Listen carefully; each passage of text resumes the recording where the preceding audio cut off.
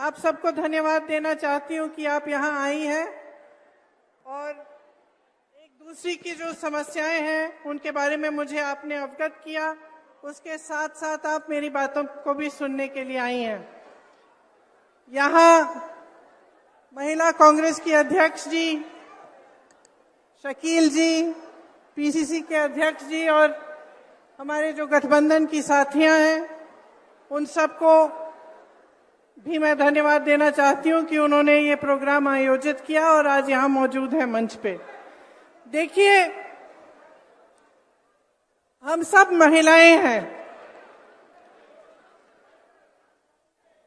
और महिला होने के नाते हम एक दूसरे को इस तरह से समझ पाते हैं जिस तरह से दूसरे नहीं समझ पाते, आदमी नहीं समझ पाते, क्योंकि हमारा जीवन अलग होता है। चाहे आप गांव में गरीब महिला हो, चाहे आप बड़े शहर में बड़े घर की महिला हो, महिला होने के नाते हमें संघर्ष का सामना करना होता है। किसी ना किसी तरह का संघर्ष हमेशा हमारे सामने आता है। जहां तक आपकी बात है, आप इतना संघर्ष कर रही हैं इतने सालों से, 20 सालों से, जब से ये सरकार आई है, आपको क्या मिला है? मैंने सबकी बातें सुनी। एक महिला नहीं थी, आंगनवाड़ी की महिलाएं थी, उनके प्रतिनिधि ने बोला, आशा बहुओं की प्रतिनिधि ने बोला, जीविका की महिलाओं के प्रतिनिधि ने बोला, स्वयंसेवक समूह की महिलाओं की प्रतिनिधि ने बोला, और सबने एक ही बात कही कि हमें सम्मान ही नहीं मिल रहा है। यही बात की अगर ठोस तरीके से देखा जाए तो जो वेतन मांग रही हैं, जो कह रही हैं कि हम दिन रात काम कर रहे हैं, हमें 12 बजे रात को फोन आता है तो हम चले जाते हैं किसी की डिलीवरी कराने, हम अपने छोटे 10 दिन के बच्चे को साथ अपने साथ ले जाकर गए हैं कोविड के समय, तो हमें 24 घंटे मौजूद होना पड़ता है, 24 घंटे तैयार होना पड़ता है काम करने के लिए, लेकिन हमारा सम्मान नहीं है, हमें वेतन ही नहीं मिलता। सब यही कह रहे हैं कि सरकार उनको जो मानदेय दे रही है, कहीं 1500, कहीं 3000, ये कोई मानदेय है? ये आज के जमाने में आप बाजार जाओगे, आपको क्या मिलेगा 3000 रुपए में? 1000 रुपए में क्या मिलेगा आपको? आधी चीजें आप छोड़ के वापस आ जाएंगी और आपको महीने में 1000 रुपए दिए जा रहे हैं। त्योहार आते हैं, बच्चों की शिक्षा करानी है, बच्चे बीमार पड़ जाते हैं, घर के छप्पर में कोई लीक आ जाता है, पानी आ रहा है, तो उसकी मरम्मत करनी है। कैसे करते हैं आप ये सब? और जब आपको बुलाया जाता है, आपको हाजिर होना पड़ता है। तो चाहे आप किसी पाठशाला में काम कर रहे हैं, चाहे आप मिड डे मील पका रहे हैं, चाहे आप स्वास्थ्य की सुविधाओं में मदद कर रहे हैं, चाहे कुछ भी कर रहे हैं, आपके 8 से 10 घंटे इसी काम में गुजरते हैं। आप घर आती हो तो ये नहीं है कि आराम से लेट सकती हो। आप घर आती हो तो आपको अपने बच्चों को संभालना है, उनकी पढ़ाई की देखरेख करनी है, किसी का स्वास्थ्य ठीक नहीं है उसका देखभाल करना है, पूरे घर को खाना खिलाना है, परिवारजनों को खाना खिलाना है, और जब तक वो सब सोते नहीं है तब तक आप सोती नहीं हो। सच है कि नहीं है? सच है ना? तो ये समाज और ये जो सरकारें हैं, ये आपका सम्मान क्यों नहीं कर रहे हैं? ये मैं पूछना चाहती हूं। आपने सोचा है कि चुनाव आ रहा है, चुनाव के आज शायद 1-1.5 महीने पहले हम, चुनाव आ रहा है तो आपको 10,000 रुपए मिल रहे हैं, तो ऐलान हो गया है कि आपको 10,000 रुपए दिए जाएंगे। 20 सालों से यहां कौन सरकार में रहा? 20 सालों से किसने नीतियां बनाई? 20 सालों से ये 10,000 रुपए आपको क्यों नहीं दिए? अब चुनाव आ रहा है तो उन्हें कह दिया कि 10,000 रुपए आपको मिलेंगे, लेकिन ये नहीं कह रहे हैं कि हर महीने मिलेंगे, ये नहीं कह रहे हैं कि आपका मानदेय 10,000 रुपए हो जाएगा, कि उसको बढ़ाकर हम आपको 10,000 रुपए देंगे। ये सिर्फ ये कह रहे हैं कि अब बड़ी संख्या में हम महिलाओं को 10,000 रुपए दे देंगे। क्यों? ताकि आप अपना वोट उनको दें। सिर्फ एक ही मकसद है, एक ही नियत है। महिला पर क्या बीतती है? महिला जब एक जगह से दूसरी जगह जाती है तो असुरक्षित महसूस करती है अपने आप को। अपराध बढ़ गए महिलाओं पे, 10 गुना बढ़ गए होंगे। ये जो लड़की अभी स्टेज पे आई थी, क्या कह रही थी कि मैं जब कॉलेज जाती हूं दीदी मुझे डर लगता है, मुझे डर लगता है। पढ़ाई के लिए जा रही है, घर से जा रही है, वापस आ रही है, उसको डर लगता है, क्योंकि इस सरकार ने उसको सुरक्षित करने का कोई काम नहीं किया। महिलाओं के बलात्कार हो रहे हैं, अपराध हो रहे हैं महिलाओं पे, ये लोग एफआईआर दर्ज तक नहीं होने देते। जब आप एफआईआर दर्ज करने जाते हैं मना किया जाता है। मैंने बार बार ये देखा है। मैं यूपी में काम करती थी, 5 साल काम किया। मेरे ख्याल से हर हफ्ते, हर 10 दिन ऐसा एक केस आता था जहां महिला पे अपराध हुआ है और उसके लिए कोई मदद नहीं है, कोई खड़ा नहीं हो रहा है उसको मदद करने के लिए, वो खुद खड़ी है। नौजवान महिलाएं थी, 20-25 साल की, अपने आप अपना केस लड़ती थी, एफआईआर दर्ज करने के लिए लड़ती थी, उनको भी जला डाला, मार डाला। तो इस समाज को बदलेगा कौन? बदलेगा कौन? जब तक आप अपनी शक्ति को नहीं पहचानेंगे तब तक कुछ नहीं बदलेगा। और मैं तब से, जब से मैं यूपी में काम कर रही थी, जब से मैंने वहां कहा कि 40% महिलाएं कांग्रेस पार्टी से चुनाव लड़ेंगी, चाहे हारे चाहे कुछ ना हो, लेकिन लड़ेंगी जरूर। इसीलिए ये नारा हमने जारी किया था, लड़की हूं लड़ सकती हूं। आपको, महिलाओं को ये बताने के लिए कि आपकी एक बहुत बड़ी शक्ति है। आज नीतीश जी, मोदी जी, अमित शाह जी आज इस शक्ति को पहचान रहे हैं। इस शक्ति को पहचान रहे हैं क्योंकि वो जानते हैं कि महिलाओं के समर्थन के बिना वो फिर से सत्ता में नहीं आ सकते। आज उनको अचानक दिख रहा है कि अगर महिला का वोट मिलेगा तभी हमारी सरकार बनेगी। इसीलिए सारी नई नई स्कीमें निकल रही हैं चुनाव से पहले पहले। लेकिन बहनों, हम महिलाएं तेज भी होती हैं, हमें लोगों की नीयत जल्दी समझ में आ जाती है। अगर हम अपनी बेटी के लिए कोई लड़का देखने जा रहे हैं, सबसे पहले हम उसकी नीयत देखते हैं क्या है, समझ जाते हैं कि किसकी नीयत में खोट है। तो जब आपको सिर्फ चुनाव के पहले स्कीम दी जा रही है, सिर्फ चुनाव के पहले पैसे दिए जा रहे हैं, आपको समझना चाहिए कि नीयत में खोट है। लेकिन आपकी जो इतनी बड़ी शक्ति है वो आप खुद नहीं पहचान पा रही हैं। अगर आप एकजुट हो जाएंगी, इस देश की आधी आबादी है, देखते हैं कौन रोक सकता है आपको। देखते हैं किसकी हिम्मत है, किसी भी पार्टी की हिम्मत हो कि आपको 3,000 रुपए का मानदेय दें महीने में।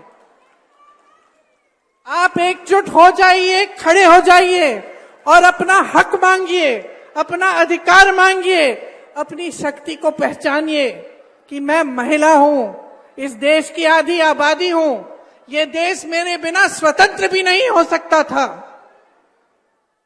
अगर इस देश की महिलाएं उस समय नहीं जागी होती, अगर वे स्वतंत्रता संग्राम में इकट्ठे होकर लड़ती नहीं, तो हम आज स्वतंत्र भी नहीं होते। तो हां, समाज और सरकार को पहचानने की जरूरत है कि हमारी शक्ति क्या है, लेकिन हमें खुद पहचानना पड़ेगा कि हमारी शक्ति क्या है। हमें खुद एकजुट होना पड़ेगा, हमें खुद देखना पड़ेगा कि कौन सी पार्टी, कौन सा गठबंधन हमें सम्मान दे रहा है। और सम्मान का मतलब ये नहीं है कि चुनाव के 10 दिन पहले 10,000 रुपए पकड़ा दिए। हमें खरीदने की कोशिश है। ये हमारा सम्मान नहीं है। हमारा सम्मान तब होगा जब आपको मानदेय, हर महीने का मानदेय सही मिलेगा। सम्मान तब होगा जब आपको पैरों पे खड़े होने के लिए पूरी तरह से सरकार आपका समर्थन करेगी। आपका सम्मान तब होगा जब आपकी बेटियां पढ़ने जाएंगी और अपने आप को सुरक्षित समझेंगी। और मैं आपको सीधा सीधा बता देती हूं कि भाजपा की सरकार, नीतीश जी की सरकार आपको कभी इस तरह का सम्मान नहीं देंगे। 20 सालों से इनकी सरकार चल रही है। आप आवाज उठाती हैं तो क्या होता है? यहां मंच पे कहा, आप आवाज उठाती हैं तो आपका मुंह बंद किया जाता है। पुलिस आ जाती है आपको पीटने, आपको गिरफ्तार करने के लिए। क्यों? अपराध कर रही हैं आप। अपराधियों को तो गिरफ्तार नहीं किया जा रहा है, लेकिन आप आवाज उठा रही हैं, आप अपना हक मांग रही हैं। आप कह रही हैं कि मैं 8 से 10 घंटे काम करती हूं, मुझे ये 1,000-1,500 रुपए का मानदेय, ये 3,000 रुपए का मानदेय स्वीकार नहीं है, मुझे सम्मानजनक मानदेय दो। तो आपको पीटा जाता है, आपको पकड़ के थाने ले जाया जाता है। ऐसी सरकार कभी आपका सम्मान नहीं कर पाएगी। हमारे गठबंधन ने तय किया है कि जो जरूरतमंद महिलाएं हैं उनको 2,500 रुपए हर महीने मिलेगा। आपके मानदेय की बात हम सब अच्छी तरह से समझ रहे हैं और आपके मानदेय को बढ़ाने के लिए, आपके सम्मान के लिए हम सब काम करेंगे। आपने यहां मंच पे कई महिलाओं ने अपने बच्चों की स्वास्थ्य की बात की। हमने तय किया है कि जिस तरह से कांग्रेस की सरकार ने राजस्थान में 25 लाख का स्वास्थ्य बीमा जारी किया था, उस तरह से बिहार में हम उसे लागू करेंगे। इसका मतलब है कि 25 लाख रुपए तक कोई भी स्वास्थ्य सुविधा, चाहे वो सर्जरी हो, दवा हो, कुछ भी हो, वो आपको मुफ्त में मिलेगी। ये आपके समर्थन के लिए है, ये इसलिए है ताकि आपको अपने बच्चों के लिए, अपने स्वास्थ्य के लिए, अपने परिजनों के स्वास्थ्य के लिए संघर्ष नहीं करना पड़े। हमने ये तय किया है कि हम भूमिहीन परिवारों को 3 से 5 डिसमिल जमीन दिलवाएंगे। और सुन लीजिए, इस जमीन का मालिकाना हक महिलाओं को दिया जाएगा ताकि जमीन आपके नाम हो, जमीन आपकी हो। ये आपकी शक्ति है जिसे हम पहचान रहे हैं, ये आपका सम्मान है जिसे हम समझ रहे हैं। तो मैं वैसे आपकी बातों को सुनने आई थी, भाषण देने नहीं आई थी। मैं चाह रही थी कि एक संवाद हो, कि मैं भी समझूं, क्योंकि मैं उत्तर प्रदेश की महिलाओं की समस्याओं को जानती हूं, केरल की महिलाओं की समस्याओं को जानती हूं, अन्य जगहों में जहां जाती हूं मैं समझती हूं। मैं समझना चाहती हूं कि कितना संघर्ष है आपके जीवन में। और जो मैंने सुना उससे स्पष्ट हो गया है कि आपके जीवन में इतना संघर्ष है। आप पूरे समाज का बोझ उठा रही हैं, आप समाज का बोझ उठा रही हैं, लेकिन समाज और सरकार आपकी तरफ देख ही नहीं रही है। जहां सरकार को मदद करनी चाहिए, जहां आपको सशक्त करना चाहिए, वो काम नहीं हो रहा है। एक बहन ने रोजगार की बात की, कहा कि यहां से तमाम लोग पलायन करके चले जा रहे हैं। इसका मतलब है आप अकेली रह जाती हैं, अकेली सभी संभालती हैं।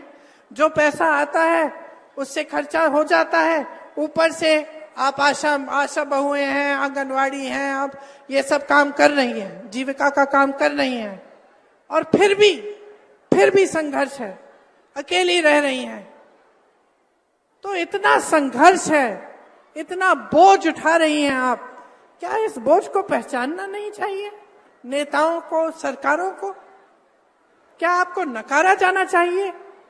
क्या ऐसी बात होनी चाहिए कि भाई चुनाव आ रहा है, चलो अब महिलाओं के लिए जल्दी जल्दी एक स्कीम निकाल देते हैं, 10,000 रुपए पकड़ा देते हैं, हमें वोट मिल जाएगा? क्या ये सही है? मैं सिर्फ ये कहना चाहती हूं कि अपने अंतर्मन में झांको, देखो जीवन क्या है आपका। आप जी रही हो, आप संघर्ष कर रही हो, आप अनुभव कर रही हो। ये मेरी बहन वर्दी पहन के खड़ी है, पुलिसकर्मी है। क्या इसका संघर्ष कम है? कम नहीं है। जितना आपका संघर्ष है उनका संघर्ष है। हम सब बहनें हैं, हम सब के अलग अलग संघर्ष हैं। और ये बहुत जरूरी है कि हम इन संघर्षों को एक शक्ति में बदलें। कि हम जब देखते हैं कि हमारा जीवन का अनुभव क्या है, कि 20 सालों से हमारे जीवन में तरक्की हुई ही नहीं है, बिहार में आपके जीवन में तरक्की हुई ही नहीं है, इतने साल हो गए हैं। कह रही थी एक बहन की 50 साल की स्कीम है, बदलाव नहीं आया। तो जब आपके जीवन में इतना संघर्ष है, ये आपका अनुभव है, आप देख रहे हो, बच्चों को पढ़ा नहीं पा रहे हो, बीमार पड़ जाते हैं, इलाज नहीं कर पा रही हो, दिन रात काम कर रही हो, मानदेय नहीं मिल रहा है, तो अपने मन के भीतर एक ज्वाला जगाओ ना बदलाव की। बोलो ना कि हमें बदलाव चाहिए, कि ये शक्ति हमें महात्मा गांधी जी के संघर्ष ने दी थी, हमारे संविधान ने दिया है, हमें, हमारे पास वोट है और इस वोट को हम समझदारी से डालेंगे, हम समझदारी से इसका इस्तेमाल करेंगे, हम पूरी जिम्मेदारी से इसका इस्तेमाल करेंगे। कहो अपने आप से कि हमें बदलाव लाना है, सिर्फ अपने लिए नहीं लेकिन सारी महिलाओं के लिए, अपनी सारी बहनों के लिए। जो सरकार, जो नेता महिला की शक्ति नहीं पहचानेगा, जो चुनाव के समय सिर्फ अपने मुंह दिखाने आएगा और बोलेगा कि लो एक स्कीम निकाल दी आपके लिए, लो 10,000 रुपए, लो 5,000 रुपए, उसको सबक सिखाइए, सबक सिखाइए, उसकी नीयत को पहचानिए, पहचानिए कि आपकी अपनी एक बहुत बड़ी शक्ति है, जो इस देश की सबसे बड़ी शक्ति है। इस देश का भविष्य आपके हाथों में है। बच्चों को आप पालती हैं, नई पीढ़ी आपके हाथों में है, आप शिक्षा देती हैं, आप समझाती हैं, आप नैतिकता की बात उनसे करते हैं, आप संघर्ष करके स्कूल पहुंचाती हैं, उनको शिक्षा दिलवाती हैं, रोजगार करती हैं, संघर्ष करती हैं। तो मैं सिर्फ इतना कहना चाहती हूं कि अपनी शक्ति को पहचानिए, खड़े हो जाइए, जो सामने आता है, जो जो स्कीमें आपको बताता है उसको पहचानिए, जो सचमुच आपकी भलाई चाहता है उस नेता को भी पहचानिए। मेरे भाई राहुल गांधी ने पूरे देश में संघर्ष किया, किस लिए? सामाजिक न्याय के लिए।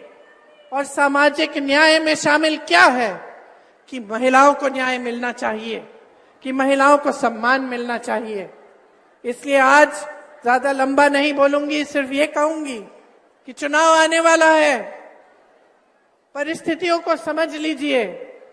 आपकी अपनी परिस्थितियां जो हैं उनको आप समझती हैं, जो चुनावी परिस्थितियां हैं, जो राजनीतिक परिस्थितियां हैं, उनको भी समझिए। और ये समझिए कि इस चुनाव में नीतीश जी और भाजपा की सरकार को आपको हराना पड़ेगा। अगर आप सम्मान चाहते हैं, अगर आप न्याय चाहते हैं, तो एक नई सरकार बिहार में बनानी बहुत ही जरूरी, बहुत ही महत्वपूर्ण है। आप सबने बहुत इंतजार किया, देर भी हो रही है, मुझे लग रहा है कि कुछ बहनें जा भी रही हैं, खाना वाना पकाना होगा, काम करना पड़ेगा। इसलिए आप सबको बहुत बहुत धन्यवाद कि आपने इतनी ध्यान से मेरी बातें सुनी।